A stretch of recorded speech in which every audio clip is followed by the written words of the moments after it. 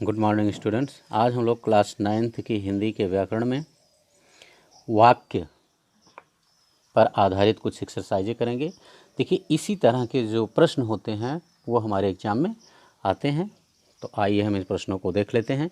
लेकिन प्रश्नों को हल करने से पहले आपको बता दें कि आप इस चैनल को अब तक आपने सब्सक्राइब नहीं किया है तो चैनल को सब्सक्राइब कर लें। वीडियो को अधिक से अधिक लाइक और शेयर करें, जिससे आपके दोस्त भी इस वीडियो से पूरा लाभ ले सकें और वो भी अपने एग्जाम में अच्छा नंबर ला सकें। तो आइए हम देखते हैं इस पार्ट का पहला प्रश्न। देखिए, पहला प्रश्न कह रहा है निम्नलिखित वाक्यों में निर्देशानुसार परिवर्तन कीजिए। वाक्य आपने पढ़ा है, अर्थ के आधार पर वाक्य के 8 भेद आपने पढ़े हैं, ठीक है ना। तो अब देखिए, उन पर आधारित जो एक्सरसाइजें हैं उसमें यही है कि निम्नलिखित वाक्यों में निर्देशानुसार आपको कभी परिवर्तन करने को देता है, कहता है, और कभी कभी आपको वाक्य दे देगा और उसके भेदों के आधार पर उसे पहचानने के लिए कहता है। तो आइए हम इन दोनों तरह के प्रश्नों को कुछ एग्जाम्पल के साथ हल करते हैं। देखिए, यहाँ पहला प्रश्न कह रहा है का खंड पहले का, राम सामान लेने जा रहा है। राम सामान लेने जा रहा है निषेधवाचक वाक्य में, यानी इसे आपको निषेधवाचक वाक्य में परिवर्तित कर देना है। तो निषेधवाचक वाक्य आपने पढ़ा होगा कि जिसमें किसी कार्य के ना होने का ज्ञान होता है, बोध होता है, उसे निषेधवाचक वाक्य कहते हैं। तो यहाँ जो हमारे सामने वाक्य है उसमें काम होने का बोध हो रहा है, ठीक है ना, अर्थात यह विधानवाचक वाक्य है। तो इस विधानवाचक वाक्य को हमें निषेधवाचक वाक्य में परिवर्तित कर देना है। तो राम सामान लेने जा रहा है, जब हम इसको निषेधवाचक वाक्य में परिवर्तित करेंगे तो हो जाएगा राम सामान लेने नहीं जा रहा है। राम सामान लेने नहीं जा रहा है, ये इसका निषेधवाचक वाक्य में परिवर्तन हो गया। ओके, बहुत सरल है, केवल आप वीडियो को इस अंत तक और ध्यान से देखें, ये आपकी समझ में आसानी से आ जाएगा। अगला खंड है इसका, सरिता पढ़ रही है।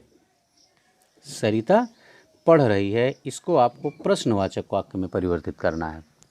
सरिता पढ़ रही है, ये भी विधानवाचक वाक्य है, इसको आपको बताना है, बदल देना है प्रश्नवाचक वाक्य में। तो सरिता पढ़ रही है, इसे जब हम प्रश्नवाचक वाक्य में बदलेंगे तो हो जाएगा क्या सरिता पढ़ रही है। क्या सरिता पढ़ रही है। ओके, गा खंड है, आज बारिश होगी। अगला वाक्य है आज बारिश होगी, इसको संदेहवाचक वाक्य में परिवर्तित करना है। संदेहवाचक वाक्य आपने पढ़ा होगा, संदेहवाचक वाक्य उसे कहते हैं जहाँ पर किसी कार्य के होने का संदेह रहता है। तो जैसे ये एक तरीके से भविष्य की बात की जा रही कि आज बारिश होगी, ठीक ना, निश्चित नहीं है।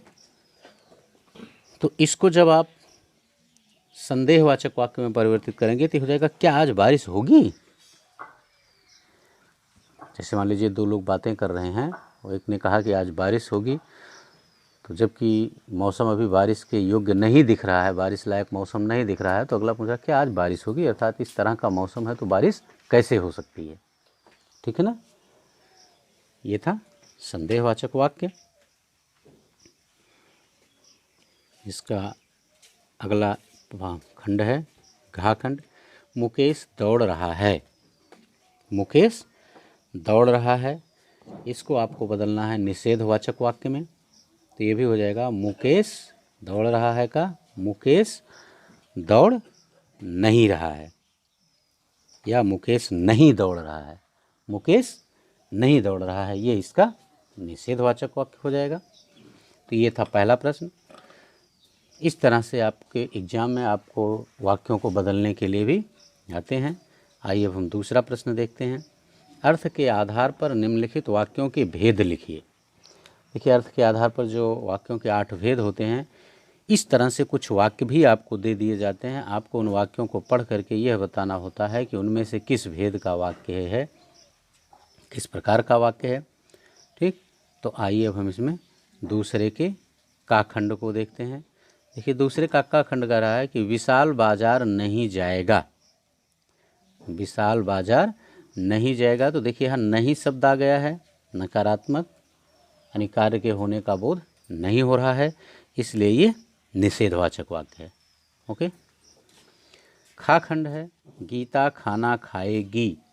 तो देखिए हमारा गीता के खाने का बोध हो रहा है कि गीता खाना खाएगी, यानी कार्य होने का बोध हो रहा है, इसलिए यहाँ पर विधानवाचक वाक्य है। ठीक।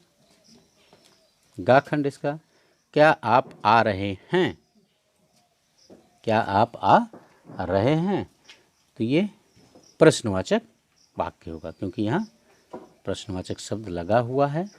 क्या आप आ रहे हैं कि इस तरह के प्रश्नवाचक वाक्य संदेहवाचक वाक्य में भी लगते हैं, लेकिन वो हमारे कहने की विधि होती है कि किस तरह से हम कहते हैं, उसके अनुसार उसका भाव निकलता है, तो वो संदेहवाचक वाक्य हो सकता है। कि जैसे अभी इसको कहा जाए कि अरे क्या आप आ रहे हैं, तो ये संदेहवाचक वाक्य हो जाएगा कि शायद ऐसा नहीं संभव था या संभावना नहीं थी आपके आने की, फिर भी आप आ रहे हैं, तो यहाँ ये प्रश्नवाचक वाक्य। लेकिन ओके, थैंक यू।